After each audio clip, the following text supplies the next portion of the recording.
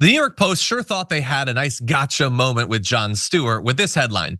Jon Stewart benefited by 829% overvalue of his New York City home, even as he labels Trump's civil case not victimless. So here's what the article actually says.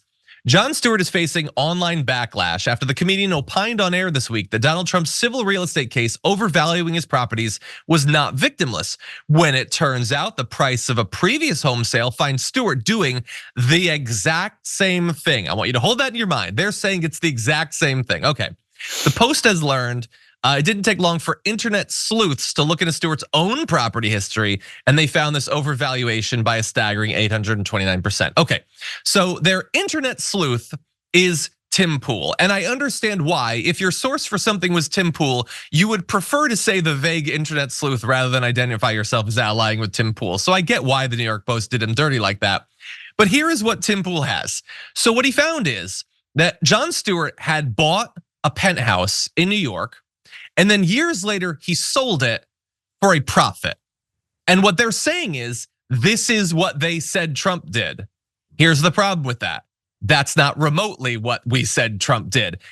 Jon Stewart didn't overvalue his penthouse. It gained value. That's how property generally works, particularly in Manhattan, by the way.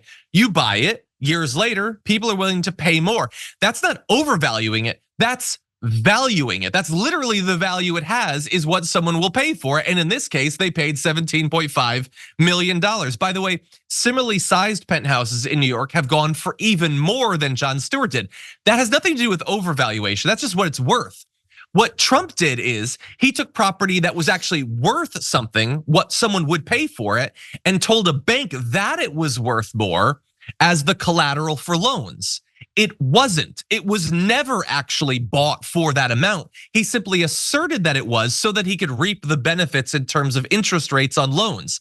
That is what overvaluation is. You pretend it's worth something that it has never been demonstrated to be worth. And in fact, when appraisers come in and actually value it and take a look at what similarly priced real estate is actually selling for, it's not worth what you said.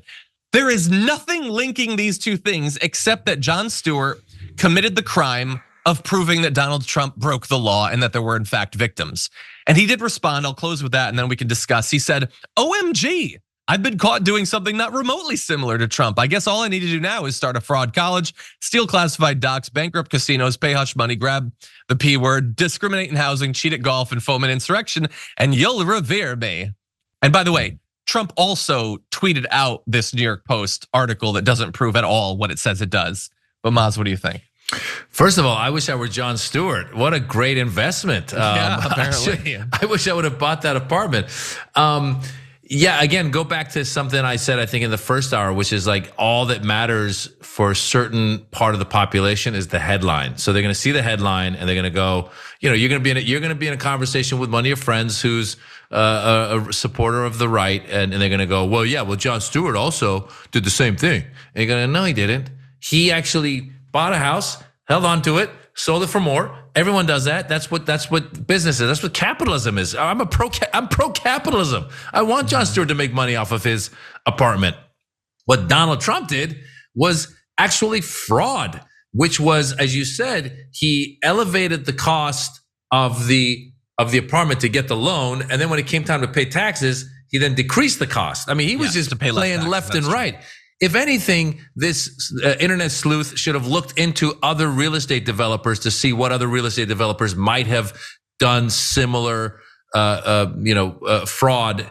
But again, not to that extent. The whole idea that like he had that, I mean, the fact that he had that one condo that was like 11,000 square feet and he goes, it's 33,000 square feet. I mean, that's just lying. Yeah, I mean, 11,000, you might be like, you know what, can we just put us 12,500? Can we add it 15? He went triple the triple.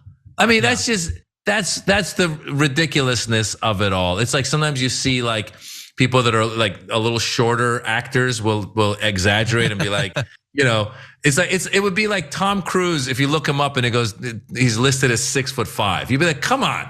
Yeah. Tom Cruise ain't 6'5". So yeah, he's an out and out liar. He's an out and out fraudster. And for them to try and again, the whole thing that Comer was trying to do was saying that Biden crime family. Now they're trying to say that Jon Stewart is somehow committing fraud, like Donald Trump. And by the way, it's one thing for Tim Pool to assert confidently that Jon Stewart has broken the law. They said he did the same thing as a guy who has already been found to have broken the law. The New York Times just stated that Jon Stewart committed fraud.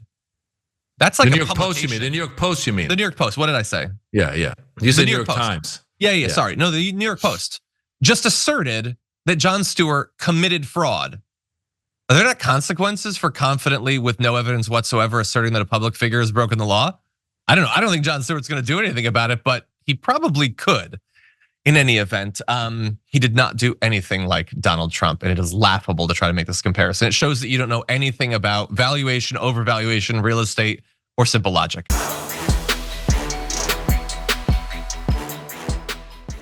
Check out the Damage Report podcast each day, wherever you get your podcasts, whether Pocket Casts or Stitcher or iTunes.